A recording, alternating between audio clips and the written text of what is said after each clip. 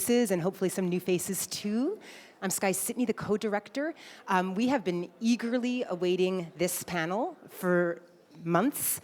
The three pieces happen to be three of the investigative podcasts that have moved me most over the past year, and hopefully they're familiar to you as well. When we began Double Exposure, we were really looking, as my colleague Diana said at the start of today, at the intersection between film, particularly documentary film, and print journalism.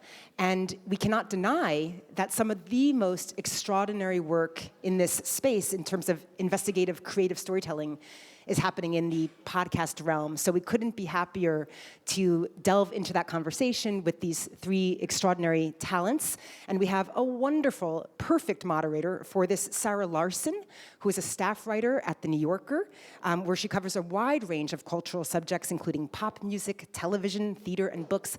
But more to the point of this panel, she is the creator and runs the podcast department.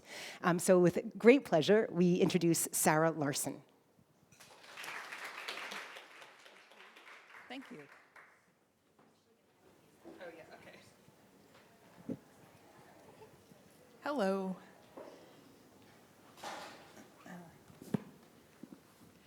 I'm Sarah Larson. I'm going to introduce our guests. Laura Beal is an independent journalist specializing in medicine, health policy, and science. Should I read your whole thing? Come on up. She was the recipient of the Victor Cohn Prize for Medical Science Reporting in 2018. In 2018, she reported and hosted the podcast Dr. Death, which has been downloaded more than 50 million times. Her new podcast, Bad Batch, about the stem cell industry, comes out in a couple weeks. Laura Beal.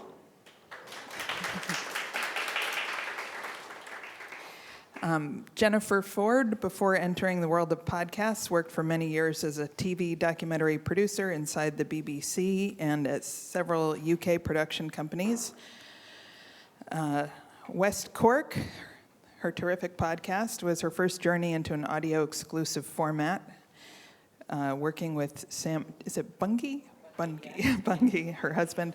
They then followed up with a podcast series, which I loved, about the UK band The Clash, narrated by Chuck D. Stay Free on Spotify.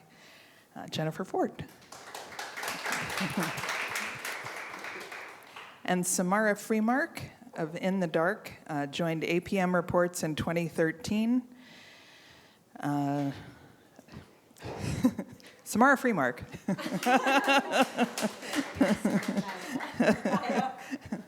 So, investigative podcasts really took off after the popularity of Serial a few years ago, and there have been some incredible ones, and there have been some, it's been kind of a free-for-all. There have been some that are not so great. These are three of the absolute best, and I'm so excited to be talking to you guys today. I just wonder if we can start out by having each of you talk about your podcast and how you came to the project. And I guess for you, maybe the second season we're going to focus on, but the first season is good too. Do you want to get started? I can go first. Hi, I am, people say that I'm like really honored to be in such company, but I really mean it. Like, this is a great panel. So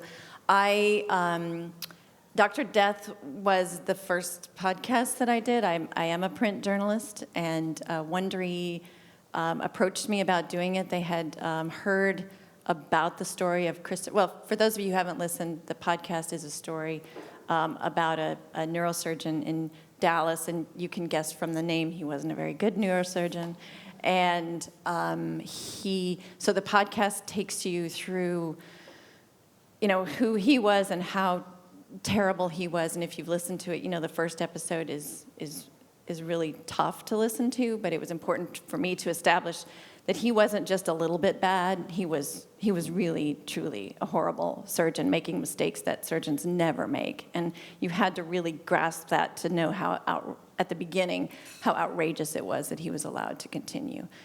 So they called me about doing this story, and it had already been out there. It had been in the local media. It hadn't been in the national media very much. And the reason I decided to do it after looking at it is that It's really not a story, if you've listened to it, about Christopher Dench. It's a story about the healthcare system and how he was able to operate for almost 2 years, pass from hospital to hospital. No one had accountability. And so in my mind, he had been held accountable. He's in prison. But there were a whole bunch of people who enabled this to happen and who enabled people to get hurt and who could have stopped it and didn't. And they, at least publicly, had not been held accountable. And so I think there's a clip there. Do we play the clips? Yeah, now? you can play it now. So the first 3 episodes are kind of about him and who, what we know about him and who he came from. And then the last half of the podcast really takes a turn more to the systemic issues that allowed him to continue. And so we have a clip. This is about 3 minutes. It's from the top of episode 4, where we transition from his story to a story of the system and how this happened. So is somebody going to... So the Dr. Death clip. In the spring and early summer of 2012, Dr. Christopher Dench didn't have privileges to work at any hospital. Kimberly Morgan, who had been his medical assistant and his girlfriend, had left him. Some of the rumors among surgeons were that Kimberly had actually coached him through a few of his surgeries. Now, she was gone. It wasn't a smooth breakup. He showed up at her house at 2 a.m. one night and started banging on her window. Since he wasn't able to operate anywhere, there wasn't a lot for his remaining staff to do. They played games, they read magazines, they stared at their phones. They noticed changes in the boss. He became depressed. He would come in and not say anything. He looked disheveled. He looked like he hadn't bathed. That's B.J. Ellison, his office manager. He might come in, not say anything, and leave, and this would be weeks at a time. His patients came in for checkups, and he told them he'd be doing their operations any day now. Telling them that as soon as we had privileges at a certain place that he wanted because of their up-to-date technology, then we would do surgery. Dench's ways were starting to bother her. I do not think it's ethical to keep stringing along patients that desperately need surgery without referring them on. I don't think it's right. I had also heard Dr. Dench tell a patient that he was going to open a multi-billion-dollar clinic with the best and the greatest of neurosurgery. And I'm listening to this thinking this is one big lie. This was right after his stint at Baylor Plano. Every patient Dench had operated on since that December had had major complications: pain, paralysis, death. From there, he went on to Dallas Medical Center, where 2 of his 3 surgeries ended in disaster. After Floella Brown's surgery, B.J. Ellison finally realized the same thing her friend Kimberly Morgan had. Jerry Summers, Kelly Martin, Floella Brown, Mary Eford, these had not all been tragic flukes. She quit, and before she left, Ellison called all the patients she could and all the hospitals she knew where he was applying and told them, "Do not let him near you. Do not let him near any patient." And why did you do that? I didn't want him to have privileges anywhere, ever. What were you afraid of? Someone dying or never walking again, being paralyzed. And what went through your mind when you learned that he had kept operating even after he left Dallas Medical Center? Holy shit. That's what I thought. How are you people letting him operate? I'm sorry, that's vulgar, but that's what I thought. What in the heck is going on?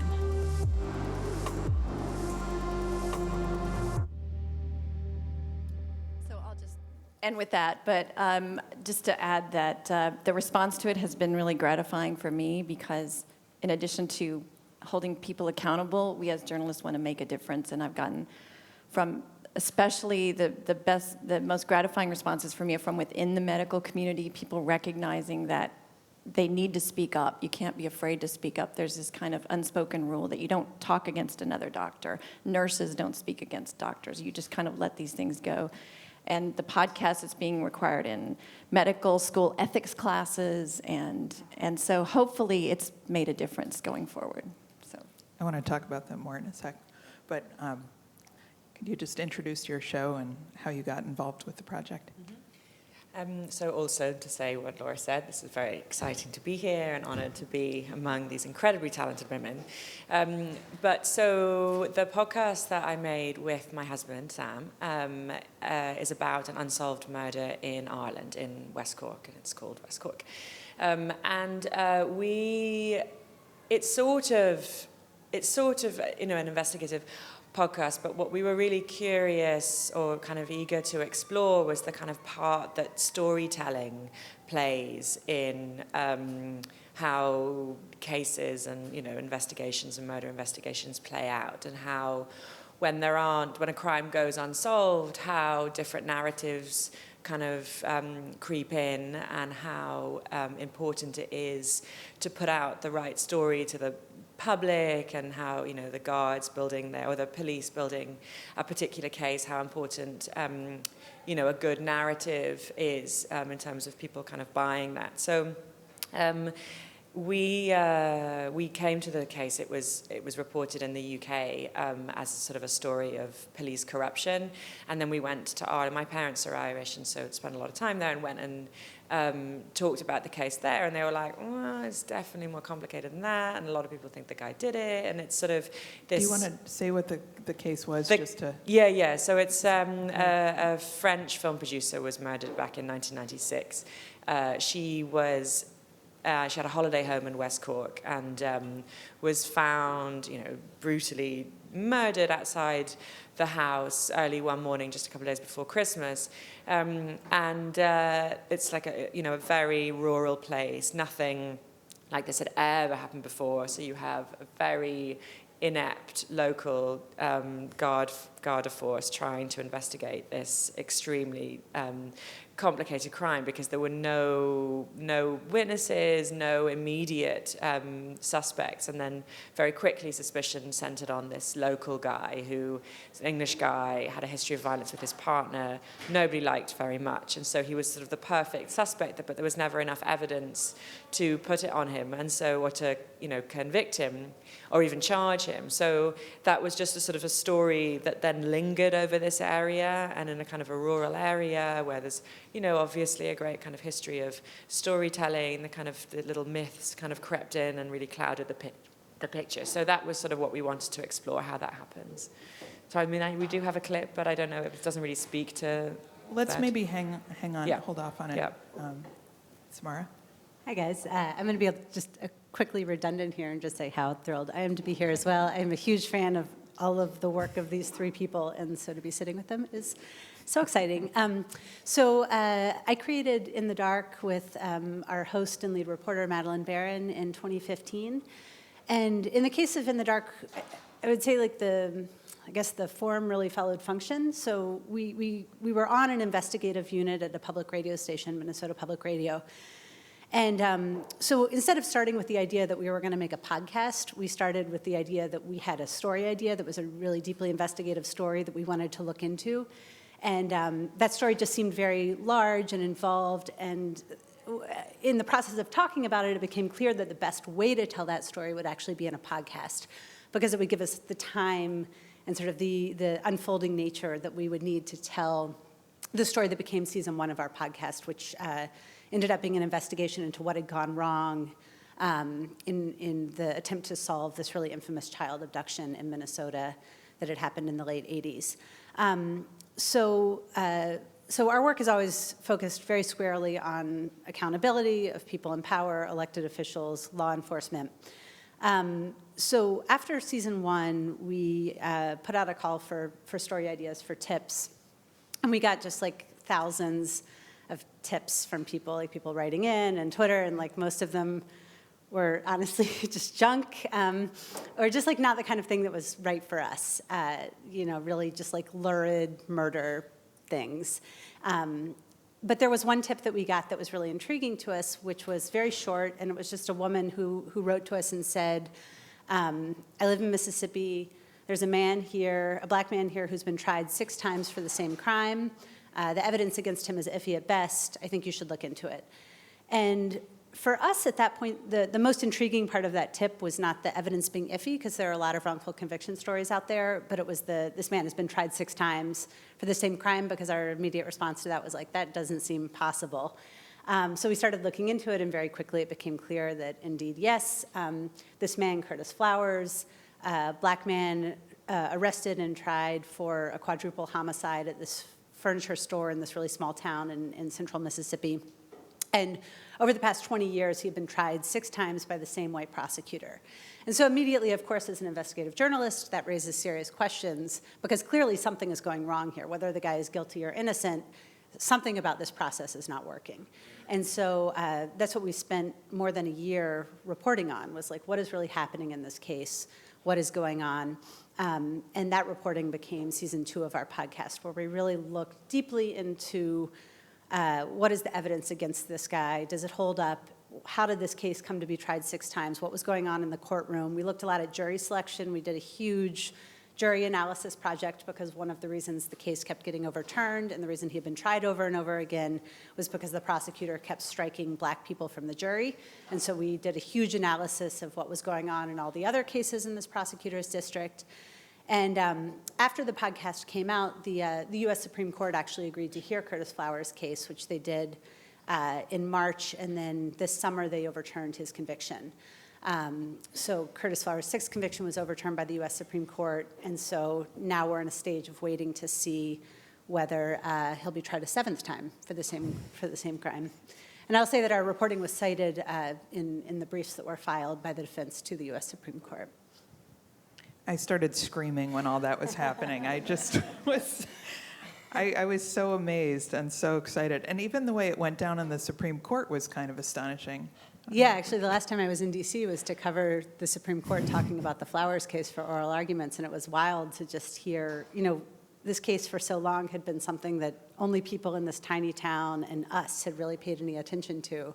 And then to hear the justices talking about it was And crazy. Clarence Thomas asked a question. His first question in like years. Yeah, I mean, the final decision was a 7-2. So several of the conservative justices came over to rule in Curtis Flowers' favor, but Justice Thomas did not. Yeah, that was crazy. My next question for all of you is, I'm curious about, at the outset of a project like this, how do you go about planning an investigative project of such a scope? And I'm wondering what you were all expecting at the outset of the project and how that started to change over time. Anybody can start out. Okay, I could start. So I should say we now have a 5-person team, which is like such a luxury in, I think, investigative journalism and in public radio, to have a 5-person team given full-time staffing to work on one project for Yeah, your a year or resources two. are pretty impressive. Thank you, American Public Media. Yeah, it's amazing. So we are well resourced in that respect. And so the way we start both seasons, all of our work is really with questions. So, we literally will put a main question on a whiteboard. And in the case of season 1, it was, why hasn't the Jacob Wetterling abduction been solved? In the case of season 2, it was, how has this man been tried 6 times for the same crime? And then, of course, that main question is going to kick up literally hundreds of other questions, which then become your reporting threads. So we start with the questions, and we just kick up a million questions, and then we think about how to turn that into an actual reporting plan and how to sort of divide our resources. I will say the biggest surprise for us was we thought it was going to take us 2 months of on-the-ground reporting in Mississippi. Yeah. To cover this story, and it ended up taking more than a year. So that was a big surprise, and I think it's to our editor's eternal credit that we never got the pressure of when's this podcast coming out? And people moved down there, right? Didn't a few people actually, Madeline got an was there apartment for a full year, and then various other members of our team were there for 2 months or 6 months or 10 days a month or just, so we had a house down there. We rented an Airbnb. And it turned out that was just the only way to report this, because it was a really small rural area. Finding people was super difficult. And so we just really had to spend every day just going out, knocking on doors. It was impossible to reach anyone by phone. So you'd wake up in the morning, you get in the car, start driving out, and just spend all day knocking on people's doors. And Didn't you trying go to chat like them. local football games and stuff? Yeah, I feel like yeah, you really got in there. because at a certain point, I mean, this is a town of 5,000 people, so it became very obvious that we were there, and so we really, we went to every football game. I think we know everyone in that town now. And you needed to establish trust, but I feel like isn't even the act of establishing trust a little untrustworthy to local? I mean, aren't they kind of suspicious about what's going on, your journalists, or were they? You know, I don't know if suspicious is the right Wary? word. Even that, I mean, I think it is helpful that our team is almost all women, and I think that gives us a certain maybe advantage, just because people are sort of like, oh, it's those girls, it's those ladies again, just like trekking around. Like people aren't physically intimidated by us. And so I think that actually is very helpful, especially when so much of the work is just knocking on doors at 6 p.m. as the sun's going down.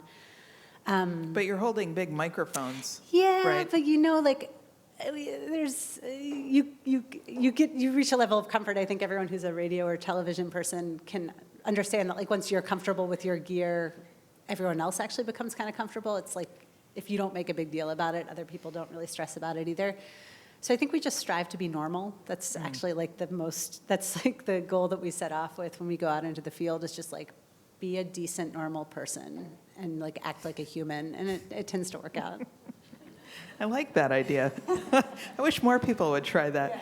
Yeah. We're not yellers on our team. We're like very chill. I just started out, the first thing I did when I decided to do this was I just wrote a timeline of events in Christopher Dench's life and career, like what, from beginning to his trial, like what had occurred. And then I just like wanted to, at each of those points, ask what happened, who knew what happened, how did he keep going? And so that was essentially, I had a very easy roadmap to, okay, he was here, he was at Baylor, he was at Dallas, what happened here. And I did have an advantage that a lot of people had tried to tell this story before, but one advantage I had is I was coming along behind a criminal trial. So I had 2 weeks of testimony that I could read through, and I had more detail. And that was, of course, a gold mine of stuff. Now, tracking down those people who testified was, quite challenging sometimes, because the DA is not going to give me their contact information. And people had moved, but I actually had an easy time. And so the overarching question I was asking is, who was responsible?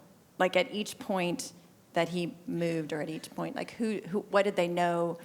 What did people know? Who could have stopped him and who didn't? It was actually, that part of it was uncomplicated. Yeah, I feel like your show really falls into a category that's like making the incomprehensible comprehensible. It's like you hear some crazy thing like Jeffrey Epstein, and you just think, or Larry Nassar, and you think, how on earth did this go on for so long, and who?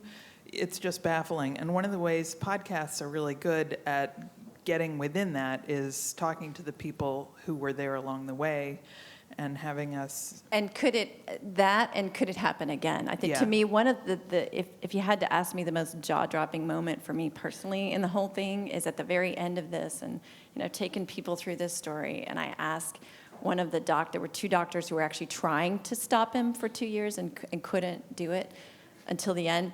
And at the end of all this, I said, okay, we've been through all this. What have we learned? What changes have happened? It's going to keep, a surgeon who's maybe just half as bad from, protecting, from getting to people. And I said, has anything changed? And there's this long pause. He's like, no.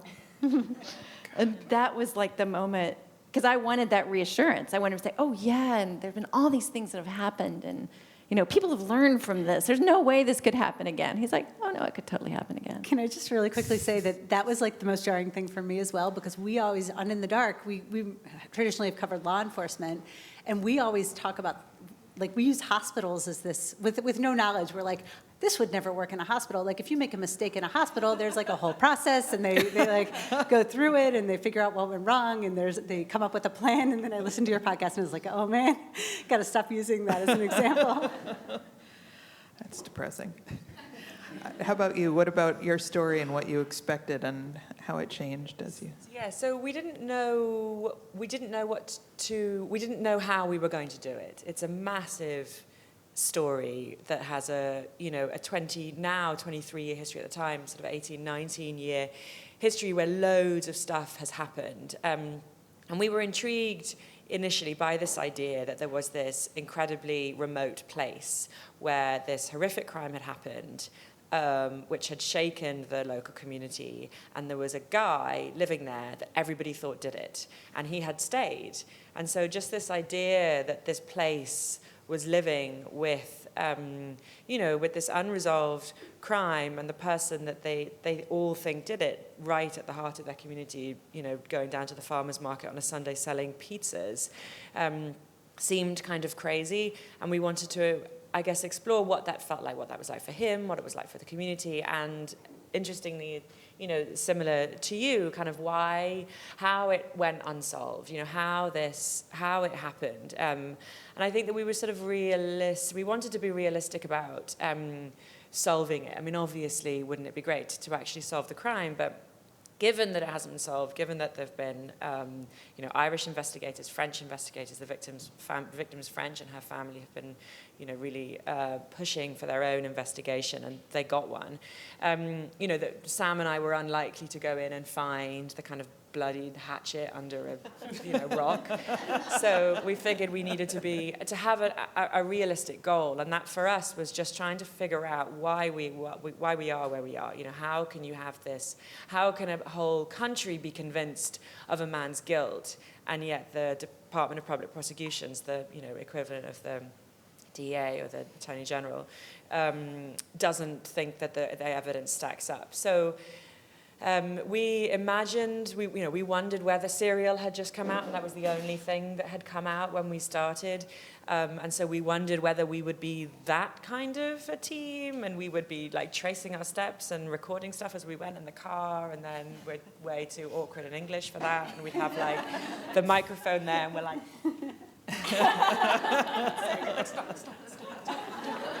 So in the end, we just figured that we couldn't do that.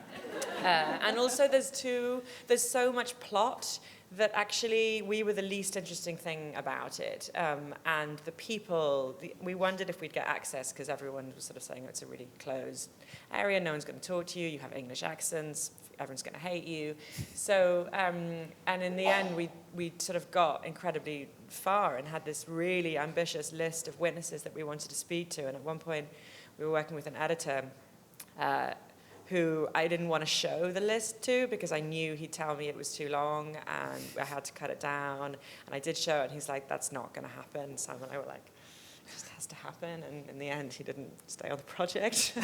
So it was we had to, it just felt like to do it, we needed to have everybody involved. And it's one of those stories where there's been so much rumor, and the whole issue around it is the hearsay. It's been really dogged by the hearsay. I know I heard this. So we just set ourselves the task of going back to square one and following the case from that moment, sort of recreating what it would have felt like for the local community who lived through that experience, and to have as many witnesses as possible tell us their own experience from, so what they knew, what they themselves had witnessed, not what they'd heard had happened, and to try and strip back the rumor and just see whether that had any value. And I think that in the end, hearing the stories play out kind of next to each other and trying to understand where the rumors came from, I think probably did have value, and people even who knew the case or thought they knew the case really well,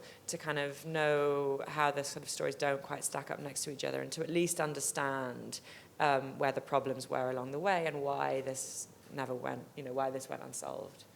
Did you have an American audience in mind when you were making it? I'm curious, because there's such a difference in comprehension of the story, in Ireland, in England, and Americans haven't heard of it for the most part, I would assume. I mean, English people haven't heard of it. Oh, really? Yeah. Okay. So, but Irish people, it's like it's like a national obsession, this case. Everybody talks about it and continues to talk about it. The guy, the suspect, is so famous there. We get into taxis with him, and the taxi driver, that everybody knows who this guy is, and he definitely loves the attention, even if his role, he's made a kind of, it's unfair to say a career out of it, but he sort of has, his whole identity is not being the murderer of Sophie Tascott-Montier. So we really struggled with that, like how to, because we wanted Irish people to listen to it and not find it patronizing and not feel like this wasn't our story to tell.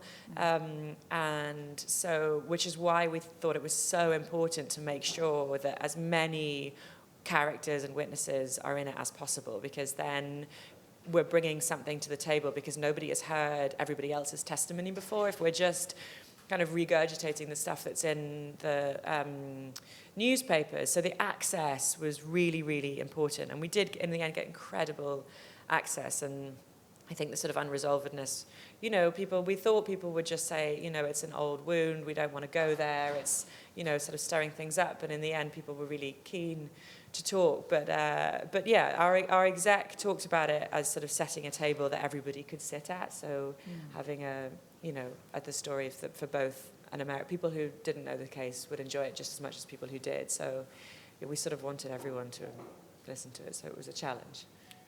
You each had a central character who was absent in one way or another. And I'm curious about how you dealt with the challenge of either not having access to that person to speak to directly, or just trying to create a sense of that character, through other means. So Christopher Dench is in prison. I did try for the prison, at the time the case was on appeal, and his lawyer was like not allowing him to talk to anyone. Which, if I were his lawyer, I probably would have made the same decision. Given how he has a tendency just to. I feel like he wouldn't do himself any favors. He would not. So I was trying, but I understood. I did, so you have to try to reconstruct what you know about him from the people around him.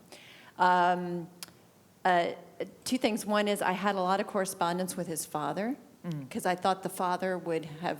He's sort of a heartbreaking figure, I feel like. He is, and I think he's a good man. I think his parents were... And his dad actually wanted to. The attorney actually told me that was the first media request that he wanted to do, and she wouldn't allow that either. Wow.